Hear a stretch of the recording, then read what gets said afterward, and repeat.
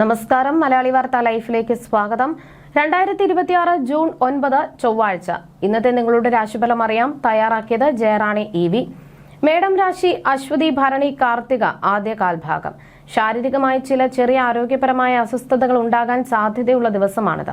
പിതാവിനോ പിതൃതുല്യരായ മുതിർന്ന വ്യക്തികൾക്കോ ചില പ്രതിസന്ധി ഘട്ടങ്ങൾ നേരിടേണ്ടി വന്നേക്കാം. വളരെ അടുത്ത സുഹൃത്തുക്കളിൽ നിന്നോ പ്രിയപ്പെട്ട ബന്ധുക്കളിൽ നിന്നോ അപ്രതീക്ഷിതമായി ചില വിപരീത അനുഭവങ്ങൾ ഉണ്ടാകാൻ ഇടയുള്ളതിനാൽ ശ്രദ്ധിക്കുക.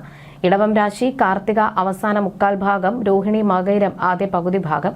ദീർഘനാളായി അലഞ്ഞിരുന്ന തൊഴിൽ രഹിതർക്ക് അനുയോജ്യമായ നല്ല ജോലി ലഭിക്കാൻ വലിയ സാധ്യതയുള്ള ശുഭദിനമാണിത്. ദാമ്പത്യ ജീവിതത്തിൽ മികച്ച ഒത്തൊരുമയും ഐക്യവും ഉണ്ടാകും. പ്രിയപ്പെട്ട ബന്ധുജനങ്ങളുടെ സമാഗമവും നല്ല പുതിയ സുഹൃത്തുക്കളെ ലഭിക്കാനുള്ള ഭാഗ്യവും ഈ സമയത്ത് പ്രതീക്ഷിക്കാം. മിഥുനം രാശി മകയിരം അവസാന പകുതി ഭാഗം, തിരുവാതിര പുണർദം ആദ്യ മുക്കാൽ ഭാഗം.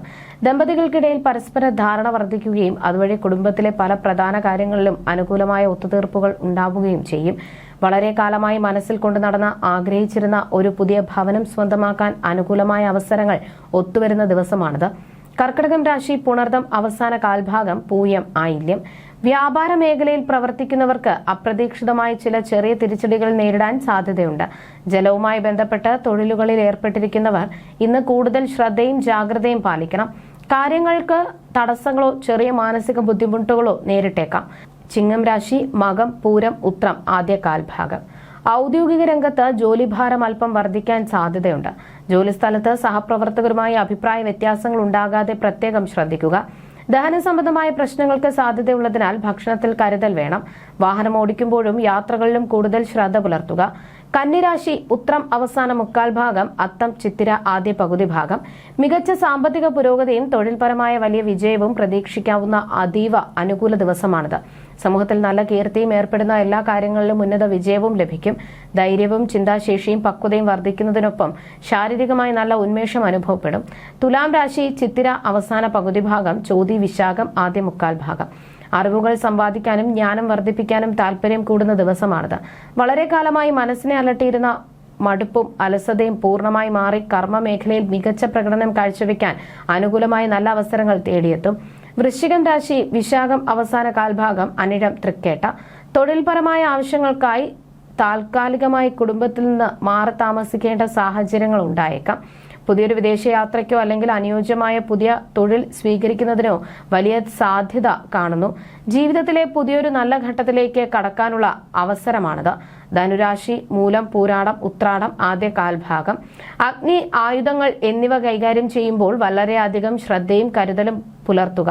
മുൻകോപത്തോടെയുള്ള പെരുമാറ്റവും അനാവശ്യമായ ആത്മവിശ്വാസവും ഈ ദിവസം ദോഷകരമായ അനുഭവങ്ങൾക്ക് കാരണമായേക്കാം. ഓരോ കാര്യത്തിലും വിവേകത്തോടെയും ശാന്തതയോടെയും പെരുമാറുന്നത് ഉചിതമാണ്. മകരം രാശി ഉത്രാടം അവസാന മുക്കാൽ ഭാഗം, തിരുവോണം അവിട്ടം ആദ്യ പകുതി ഭാഗം.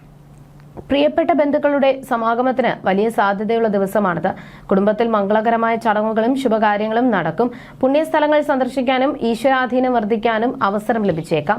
മികച്ച സാമ്പത്തിക നേട്ടങ്ങളും ആരോഗ്യപരമായ ഉന്നതിയും പ്രതീക്ഷിക്കാം. കുംഭം രാശി അവിട്ടം അവസാന പകുതി ഭാഗം, ചതയം പൂരുരുട്ടാതി ആദ്യ മുക്കാൽ ഭാഗം. സംസാരത്തിലും ആശയവിനിമയത്തിലും കൂടുതൽ ശ്രദ്ധയും മിതത്വവും നൽകേണ്ട ദിവസമാണിത്. അല്ലാത്തപക്ഷം ദോഷകരമായ അനുഭവങ്ങൾക്കോ തർക്കങ്ങൾക്കോ സാധ്യതയുണ്ട്. ജീവിത പങ്കാളിയുടെ ആരോഗ്യകാര്യങ്ങളിൽ പ്രത്യേകം ശ്രദ്ധ നൽകുക.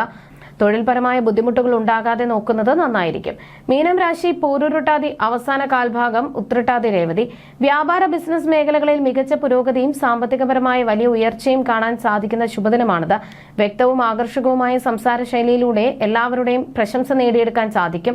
കുടുംബത്തിൽ സമാധാനപരമായ അന്തരീക്ഷം നിലനിർത്താൻ സാധിക്കും. ജ്യോതിഷ സംബന്ധമായ നിങ്ങളുടെ സംശയങ്ങൾക്കും പരിഹാരങ്ങൾക്കും ജയറാണി EV 9746812212.